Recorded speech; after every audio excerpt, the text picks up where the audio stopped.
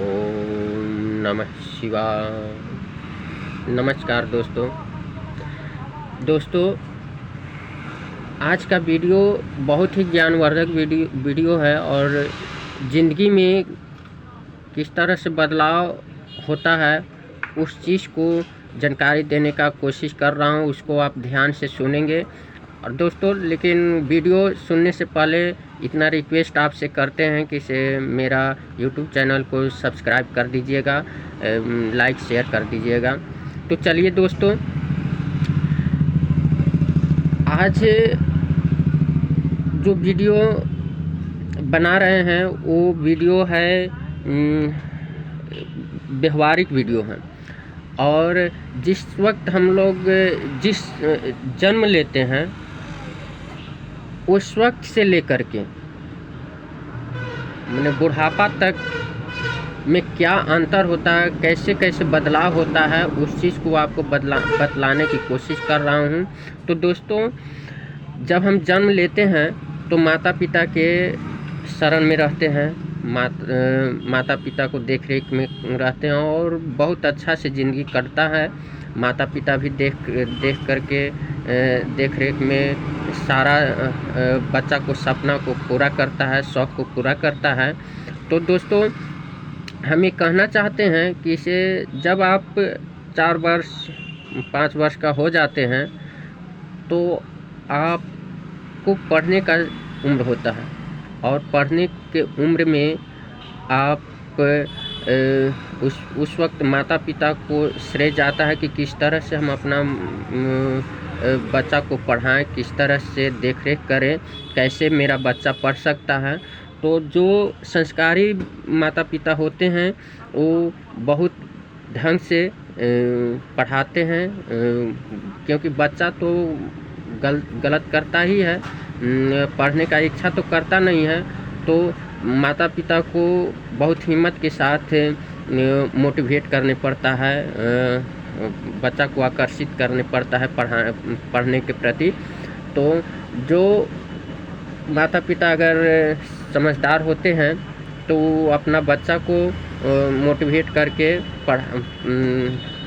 पढ़ाने की कोशिश करते हैं और उसमें सफलता भी मिलता है। तो इस वक्त माता पिता को भी परीक्षा होता है, इसे हम अपना बच्चा को किस तरह से हम पढ़ा रहे हैं, किस तरह से संस्कार दे रहे हैं।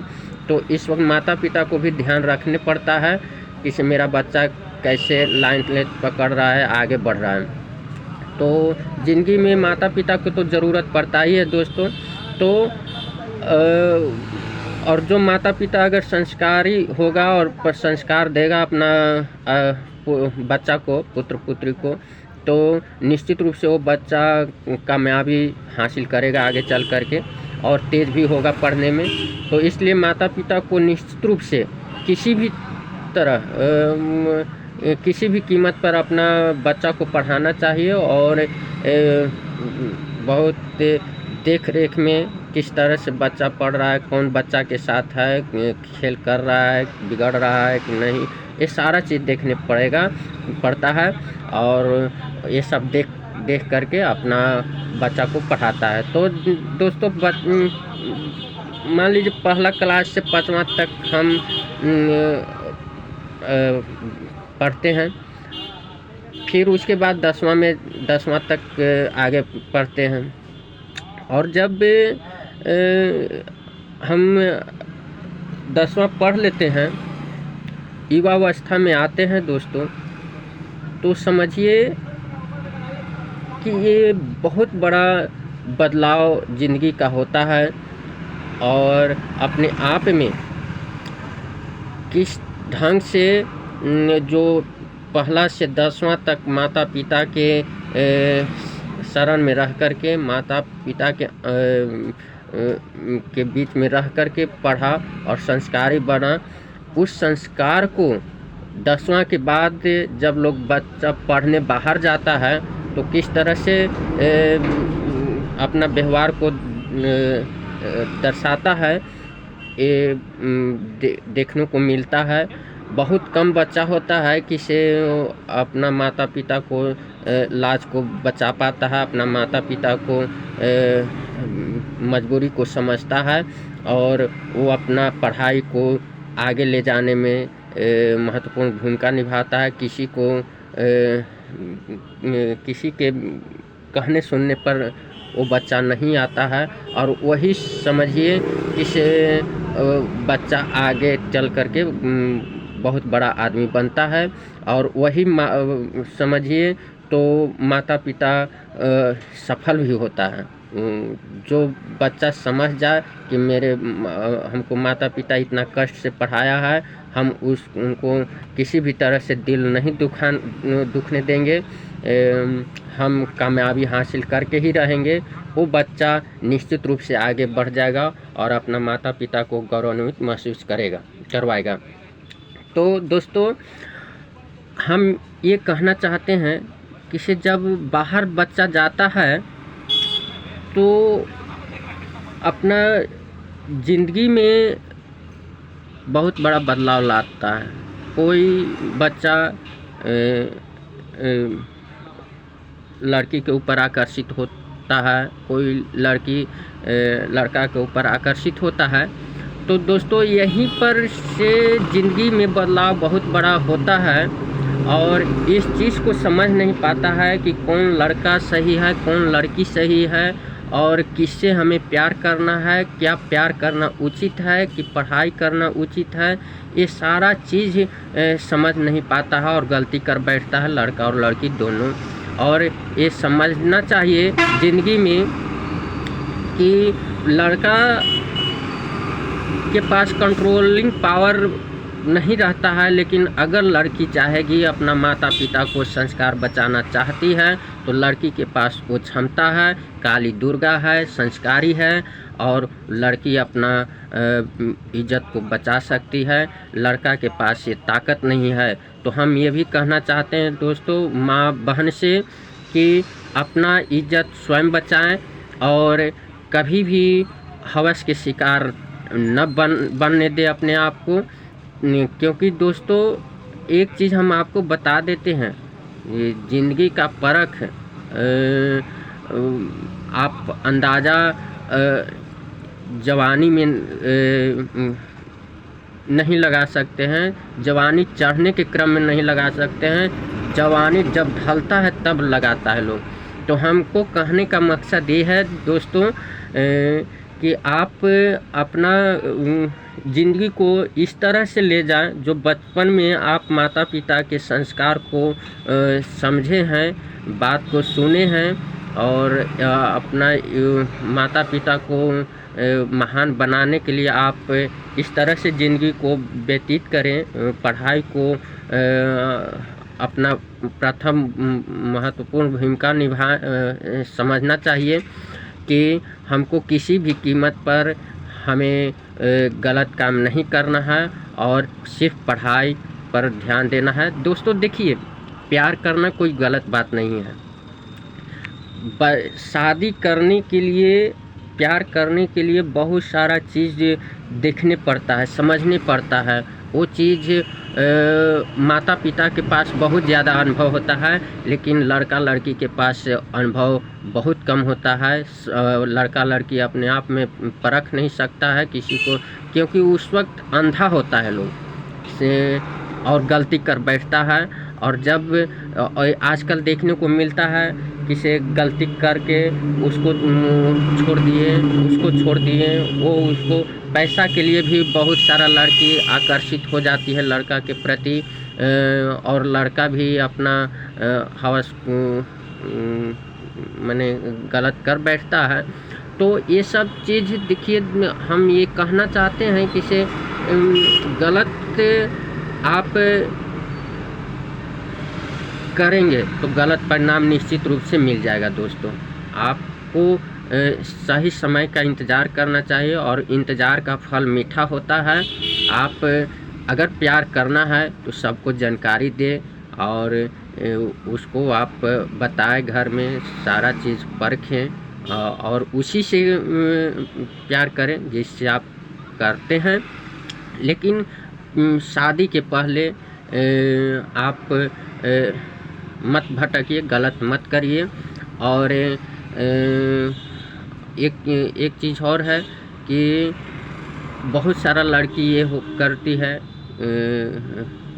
कि हाँ वो पैसा दिया, उसको पास चला गया, उसको पास पैसा ख़त्म हो गया तो उसको पास चला गया।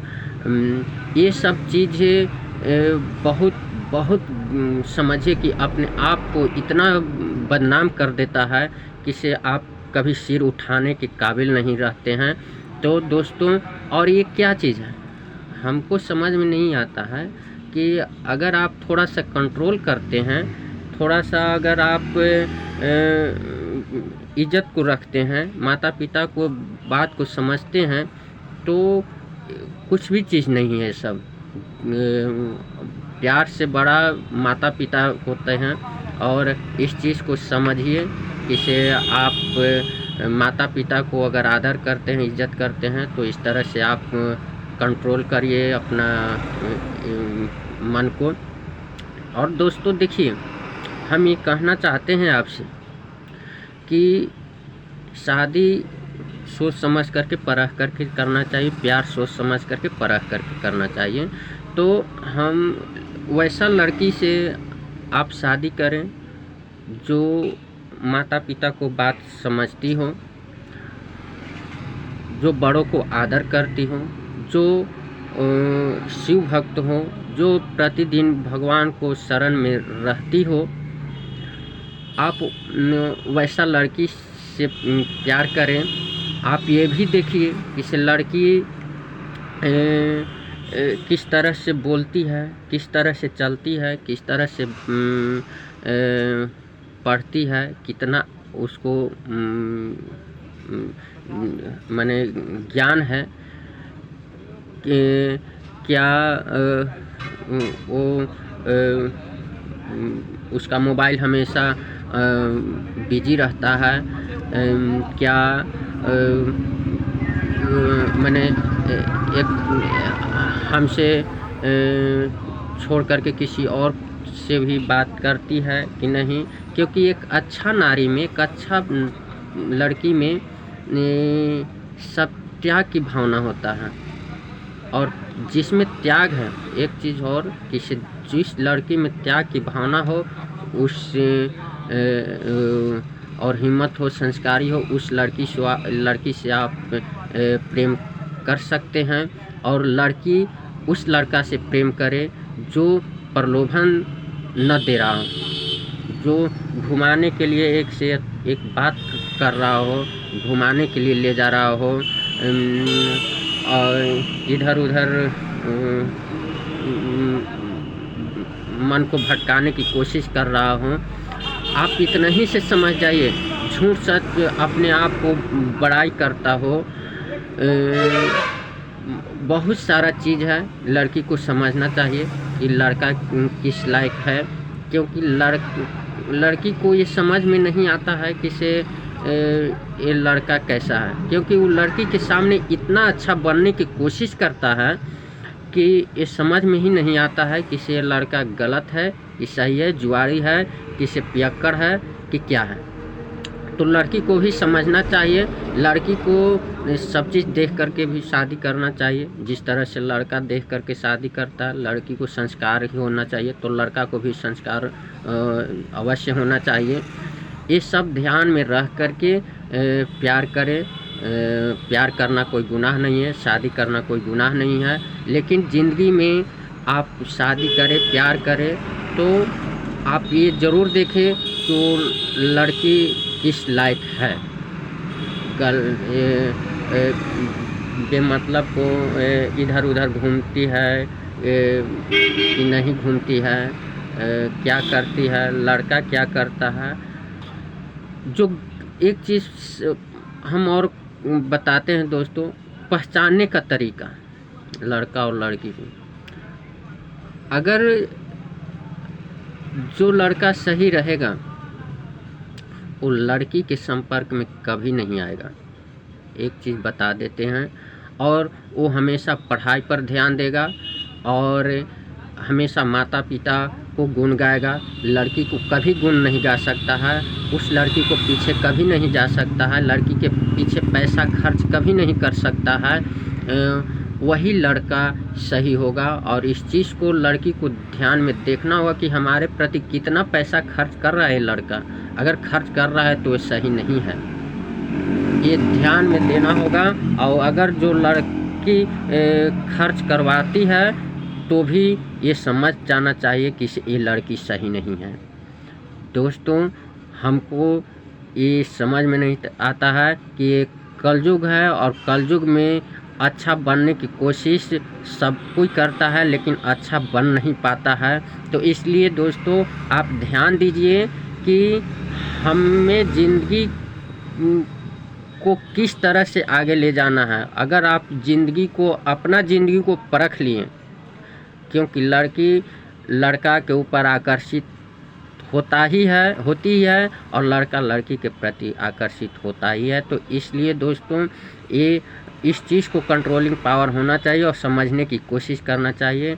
जो लड़की पैसा खर्चा करवाती है, समझिए वो सबसे ख़राब लड़की है। जो लड़का लड़की के प्रति पैसा खर्चा करता है वो सबसे ख़राब लड़का है। आप उसको बात में नहीं आए लड़का के, और लड़की के पीछे लड़का जो नहीं चलता है वही लड़का अच्छा है। और सबसे पहला चीज़ है कि वो लड़का सही होता है जो माता पिता को गुण गाते रहता है और पढ़ते रहता है और भक्ति करते रहता है। ज़िंदगी में आगे बढ़ने के लिए भक्ति भी बहुत ज़रूरी है दोस्तों। आप भक्ति के बिना आगे नहीं बढ़ सकते हैं। तो इसलिए आप उठे सुबह में जागे तो आप शिव जी को ज़रूर ध्यान लगा लें, और ध्यान लगाने के बाद ही कोई आप अपना काम करें। तो ज़िंदगी में हम आपसे ये भी रिक्वेस्ट करते हैं कि 24 घंटा में आप ओम नमः शिवाय से जाप 5 मिनट 10 मिनट ज़रूर करें दोस्तों। ये हमारे तरफ से रिक्वेस्ट है, प्रार्थना है। और इस चीज़ को अगर आप समर्पित भाव समय को 10 मिनट समर्पित कर देते हैं भगवान के प्रति, तो मेरा ये वादा है कि आप ज़िंदगी में कुछ न कुछ तो ज़रूर बन ही जाइएगा। ये पूरा विश्वास है भोले बाबा पर कि आप किसी भी कीमत पर आप हार मान ही नहीं सकते हैं, और आपको से गलत हो ही नहीं सकता है। अगर गलत होगा तो आप ज़रूर बचने की कोशिश महसूस होगा कि हमसे गलत हुआ है, और आप उसको सुधार करने की कोशिश करेंगे। तो दोस्तों, अगर गलत करने से आप बचना चाहते हैं तो भगवान के शरण में ही जाएं, भगवान के प्रति ध्यान लगाएं, और ध्यान ऐसा हो कि इसे लाज शर्म नहीं होना चाहिए। भक्ति करने में समर्पित भाव से होना चाहिए। सबके सामने भक्ति भाव करें ताकि वो भी आकर्षित हो आपको से आपको देख करके वो भी कुछ ध्यान लगाए भगवान के प्रति, और खुल करके आप भगवान के भक्ति करें, चर्चा करें और समर्थन करें, ताकि एक भक्त को भी मनोबल जाग सके, वो भक्ति कर सके सही से। और इस तरह से वृद्धि भक्ति में भी हो सकता है, हो सकता नहीं, होगा ही। अगर इस तरह से निस्वार्थ भाव से अगर आप भक्ति करते हैं तो आप निश्चित रूप से आप सफलता मिलेगा। तो मात्र दोस्तों 24 घंटा में 10 मिनट आप ध्यान लगा लीजिए। मेरा मन कहता है, मेरा अनुभव है कि आपको ज़िंदगी के अंत तक आप ऐसा कुछ पा लीजिएगा कि आप अमर हो जाइएगा दोस्तों। तो आप पल भर के लिए खुशी के लिए भगवान को छोड़ देते हैं, पल भर के खुशी के लिए आप सब चीज़ छोड़ देते हैं, तो वैसा नहीं समझे दोस्तों। क्योंकि भगवान हर समय नहीं दिखते हैं, हर समय नज़र नहीं आते हैं। आप उस वक्त आपको नज़र और महसूस होगा जब आप कष्ट में रहेंगे। तो आप इस चीज़ को ध्यान में रख कर के ध्यान लगाइए। और दोस्तों, हम एक अंत में ये कहना चाहते हैं कि आप भगवान से कुछ भी न मांगे कि हम इसके लिए पूजा कर रहे हैं, इसके लिए ध्यान लगा रहे हैं। इस तरह से अगर आप पूजा करते हैं, भक्ति करते हैं, तो फ़ायदा उतना नहीं दिखेगा जितना दिखना चाहिए। तो आप निस्वार्थ भाव से आप पूजा पाठ और ध्यान लगाइए, और शांत भाव से 5 मिनट समय मिले तो 5 मिनट, 10 मिनट समय मिले तो 10 मिनट, और अपने आप को ज़िंदगी में सुधार करने की कोशिश करिए, अच्छा काम करने की कोशिश करिए, सेवा का भाव रखिए, और तब देखिए दोस्तों आपको ज़िंदगी में आप ज़िंदगी में कैसे महान बन सकते हैं। निश्चित रूप से आप महान बनिएगा, ये मेरा वादा है, और ये भोले बाबा आपको निश्चित रूप से साथ देंगे। अगर नहीं साथ देंगे तो हमको आप कहिएगा, क्योंकि आत्मा से हम बोल रहे हैं, सफलता ज़रूर मिलता है दोस्तों। तो चलिए दोस्तों, अब ये वीडियो बहुत लंबा हो चुका है, लेकिन इस वीडियो को आप ज़रूर देखिएगा। धन्यवाद दोस्तों।